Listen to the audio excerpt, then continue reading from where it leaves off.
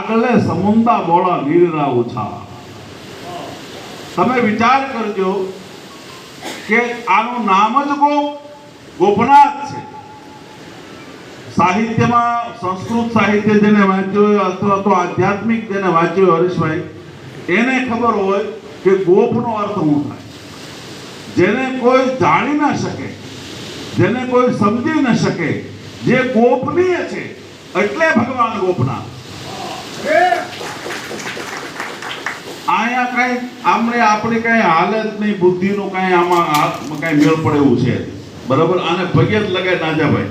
બીજી વાત, મને બાપુ કહેતા હતા કે અંદર શિવલિંગ છે. નરસિંહ મહેતાએ પાંચ મિનિટ તો અંદર છે અને એ બંધ કરાવી દીધું. હું કામ બંધ કરાવી દીધું એટલે જ ગોપનાથ. આપણને ખબર નથી હું કામ બંધ કરાવી દીધું, પણ એટલે જ ગોપનાથ છે. સૂર્ય, સમુદ્ર અને શિવલિંગ એ ત્રણેય એક લાઈનમાં છે. માત્ર સંગમ વિશ્વમાં ગોપનાથમાં કે ભગવાન સૂર્યનું પહેલું કિરણ પડે અને સીધા જ ગોપનાથજીના બાણની માથે જટાકટા નસમ બ્રહ્મમ બ્રહ્મણ્ય નિર્પ નિર્જરી વિલોલ વિંચી વલ્લરી વિરાજમાન મૂર્ધની તગત તગત તગત લલાટ પટ્ટ ભાવકે કિશોર ચંદ્રશેખરે રતિ પ્રતિક્ષણમ મમ ખરા ધરેન્દ્ર નંદિની વિલાસ બંધ બંદર સુરત દિગંત સંતતિ પ્રમોદમાન માનસે. ભગવાન શંકર અને આ તળાજા તાલુકો, આ મહુવા તાલુકો અને ભાવનગર આ એટલા માટે ગોપનાથને ન ભૂલવા જોઈએ કે આપણા માટે બીજા કોઈ ભગવાન નહીં, આપણા માટે અમરત્વનો ભગવાન આપણો આત્મા એ ગોપનાથ. શું કામ? શું કામ ગોપનાથ આત્મા? બીજા બધા ભગવાન કેમ નહીં? ગોપનાથ શું કામ આત્મા? અહીંયા આ બધા આજુબાજુ ઘણા દેવ છે, પણ ગોપનાથ આપણો આત્મા છે. શું કામ? કે ગોપનાથજીની જોડી જ્યાં ફરતી હતી ત્યાં કોઈ દિવસ ગોપનાથે દુષ્કાળ પડવા દીધો. એટલે આપણા વડીલોને જીવતા રાખે, એ જીવતા રહ્યા તે આપણે છીએ ને.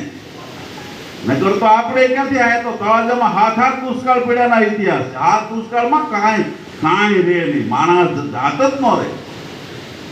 એમાંથી સામે રક્ષા કોણે કરાવી? એ ભગવાન શંકરે રક્ષા કરાવી છે, ધરાનાથે રક્ષા કરાવી છે. અને આ ગોપનાથ અને આજની તારીખે દુષ્કાળ પડે છે. ગોપનાથજીની જગ્યા જોડી ફરતી હોય. સીતારામ બાપુને હું વંદન કરું. બાપુ કહેતા બાપુ જોડી પાછી ચાલુ કરાવે. મેં કઈ કરાવજો જ બાપુ.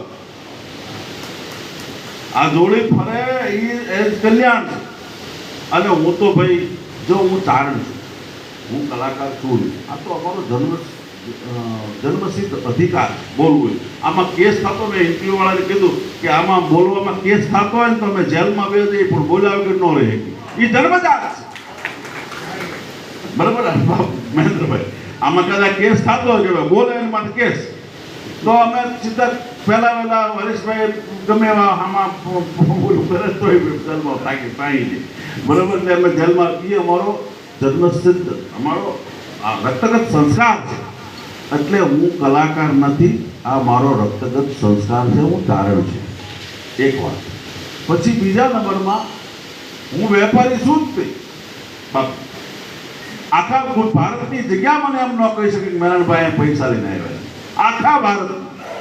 કાલ પૂજ્ય મોરારી બાપુ મારા ઘરે પધાર્યા. સવારમાં હું તો હોતો તો નોંધીતાના આવ્યા.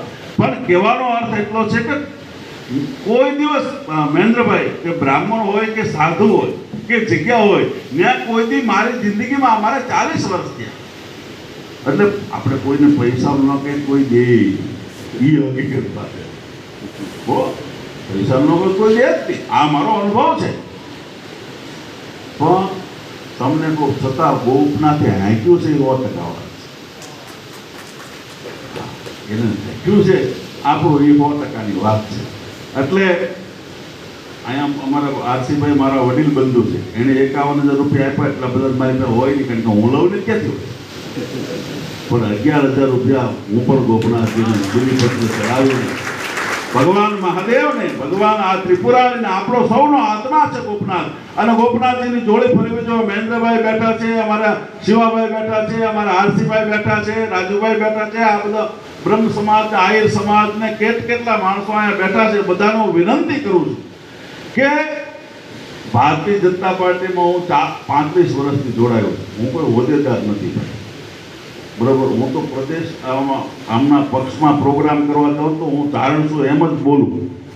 સારું હોય તો કોંગ્રેસનું પણ બોલું, અને નબળું હોય તો ભાજપની પણ ટીકા કરો. કારણ કે આપણે કોઈ પક્ષમાં જોડાયેલા માણસ તો છીએ નહીં. મને આ પક્ષ ગમતો પક્ષ છે, એટલા માટે હું તમને કહું છું કે હજી સુધી આ લોકોનું ધ્યાન પવિત્ર યાત્રાધામ વિકાસ બોર્ડનું ગોપનાથમાં કેમ નથી ગયું, એ પણ એક પ્રશ્ન છે. શું કામ નથી? આયા હું કામ, આમાં હું વાંધો? આવું છે ક્યાંય તો મને બતાવો આખા ભારતમાં. મહેન્દ્રભાઈ, તમે ક્યાંક રજૂઆત કરજો શિવાભાઈ, આરસીભાઈ બધાને. લોકેશન ક્યાં છે મને બતાવો. સોમનાથમાં પણ નથી.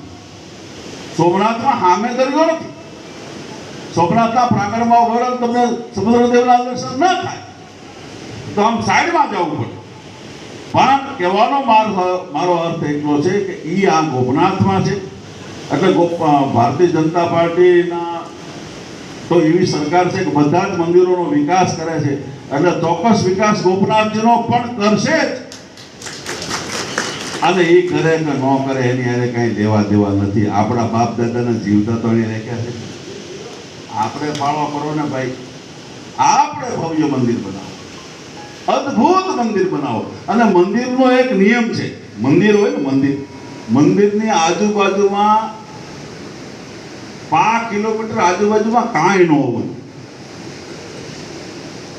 પછી મંદિરની બાજુમાં કોઈ પ્રવેશ થાય તો ઓટોમેટિક એના પગ ધોવાઈ જાય એવી વ્યવસ્થા હોવી જોઈએ. પવિત્રતા જળવાવી જોઈએ. જ્યાં પવિત્ર હોય ત્યાં દેવ ટકી શકે, અપવિત્રમાં દેવ ન રહે. હાલો, તમે આ ભૂદેવને પૂછો, ગમે એવી અપવિત્રતા કરો તો ભગવાન જ ન રહે. હવે હાથીનું ચામડું નાખે કે હાલો ભાઈ જય માતાજી, બીજું હું અહીંયા ક્યાં રહેવું? તમને કોઈ આપણને મચ્છરા કરતા હોય કે આપણે આજુબાજુ ગમતું ન હોય તો આપણે જ બીજા જતા સારી હોટલમાં શું કામ રહીશ? 5 સ્ટારમાં રહેવાનું, કોઈ પૈસા દેવાનો શોખ થાય છે? સગવડતા તો જોવે ને. એમ ભગવાન ગોપનાથ માટે આ જેમ જોડી ફરે એમ એકવાર જોડી ફરવી જોઈએ. એમાં આપણા સમાજના આવા અગ્રણીઓ જો સુકાન સંભાળે તો બહુ સામાન્ય વાત છે. મવા અને તળાજા 2 તાલુકો અને